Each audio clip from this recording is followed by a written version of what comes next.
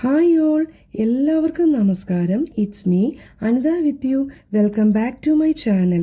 അപ്പോൾ ആദ്യമേ തന്നെ കൂട്ടുകാരെ, ഞാൻ ഇന്ന് നിങ്ങളെ കാണിക്കുവാൻ പോകുന്നത് നമ്മുടെയൊക്കെ വീട്ടിൽ വളരെ എളുപ്പത്തിൽ തയ്യാറാക്കാൻ പറ്റിയ ഒരു കപ്പലണ്ടി ചട്നി അല്ലെങ്കിൽ ഗ്രൗണ്ട് നട്ട് ചട്നി എങ്ങനെ ഉണ്ടാക്കാമെന്നുള്ളതാണ്. അതിനായി നമ്മൾക്ക് ആദ്യമേ തന്നെ ഒരു പാൻ എടുത്തു വെച്ച് നമ്മൾക്ക് ആവശ്യാനുസരണമായ എത്രയും ചട്നി വേണ്ട അതനുസരിച്ചിട്ടുള്ള കപ്പലണ്ടി ആ പാനിലേക്ക് ഇട്ട് കൊടുക്കുക.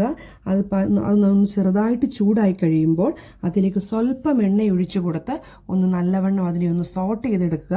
കാരണം കപ്പലണ്ടി ഇങ്ങനെ ചെയ്യുന്നതോടെ അതിൻ്റെ ആ പച്ച അങ്ങ് മാറിക്കിട്ടും കേട്ടോ. അതിനുശേഷം ഞാനിവിടെ 6 പച്ചമുളക് എടുത്തിട്ടുണ്ട്. ഈ പച്ചമുളകിന് എരി തീരെയില്ല, അതുകൊണ്ടാണ് ഇത്രയും പച്ചമുളക് ഞാൻ എടുത്തത്. നിങ്ങളുടെ കയ്യിലിരിക്കുന്ന മുളകിന് എരിവ് ഉണ്ടെന്നുണ്ടെങ്കിൽ വളരെ തീരെ കുറവ് മുളക് ഉപയോഗിച്ചാൽ മാത്രം മതി കേട്ടോ. അതിനുശേഷം ഇതിനെ ഒന്ന് ഇളക്കിക്കൊണ്ടേ ഇരിക്കുക. അത് കരിഞ്ഞു പോകാൻ പാടില്ല. അതായത് നമ്മൾ സാധാരണ കപ്പലണ്ടിയൊക്കെ മേടിച്ച് തിന്നത്തില്ലേ, ആ ഒരു രീതിയിലേക്ക് വരാൻ പാടില്ല കേട്ടോ. ഒരു മീഡിയം ടെക്സ്ചറിലേക്കുള്ള ഒരു വേഗ് വന്നേച്ചാൽ മതി ഇതിന്. അതിനുശേഷം ഇതിലേക്ക് ഞാൻ 3 വെളുത്തുള്ളി കൂടെ ചേർത്തിട്ടുണ്ട്.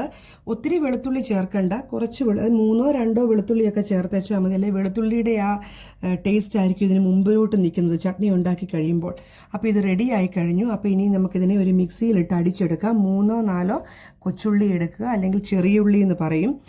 വാളൻപുളി കുറച്ച്, കറിവേപ്പില, ഉപ്പ്, നോർമൽ കുറച്ച് വെള്ളം കൂടെ ചേർത്ത് ഇതിനെ നല്ലവണ്ണം മിക്സിയിലൊന്ന് അടിച്ചെടുക്കുക. ഓക്കെ, നമ്മൾ ഈ മിക്സിയിലൊന്ന് നല്ലവണ്ണം അടിച്ചെടുത്ത് കഴിയുമ്പോൾ ഈ ഒരു കൺസിസ്റ്റൻസി വരും. പക്ഷേങ്കിൽ ഇച്ചിരി കൂടി ഒരു ലൂസായിട്ടിരിക്കണം കേട്ടോ.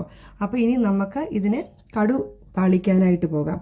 അതിനാദ്യമേ ഒരു പാൻ വെക്കുക, എണ്ണയൊഴിക്കുക, കടുക് പൊട്ടിക്കുക. കടുക് പൊട്ടിച്ചു കഴിഞ്ഞതിന് ശേഷം നമുക്കതിലേക്ക് കറിവേപ്പില ഇട്ട് കൊടുക്കാം. കൂട്ടത്തിൽ തന്നെ സ്വല്പം വറ്റൽമുളകും ഇടാം. ചില സ്ഥലങ്ങളിൽ ചില ആൾക്കാർ ജീരകം കൂടെ ചെറുതായിട്ട് ഇടാറുണ്ട്. പക്ഷേ എനിക്കതിൻ്റെ ടേസ്റ്റ് ഇഷ്ടമല്ലാത്തത് കൊണ്ടാണ് ഞാനിങ്ങനെ ചെയ്തിരിക്കുന്നത് കേട്ടോ. അപ്പം ഈ താളിച്ച് വെച്ചിരിക്കുന്ന കടുകിനെ നമ്മൾ ഈ കപ്പലണ്ടി ചട്നിയിലേക്ക് ഒഴിക്കുകയാണ്. അപ്പോൾ ഇത്രയേ ഉള്ളൂ. നല്ല അടിപൊളി കപ്പലണ്ടി ചട്നി തയ്യാറായി കഴിഞ്ഞു. ദോശയ്ക്കും ഇഡ്ഡലിക്കും ഒക്കെ വളരെ ടേസ്റ്റാണ്. അപ്പോൾ കൂട്ടുകാരെ, നിങ്ങളിത് ഉണ്ടാക്കുമെന്ന് ഞാൻ പ്രതീക്ഷിക്കുന്നു. വളരെ ഈസിയാണ്.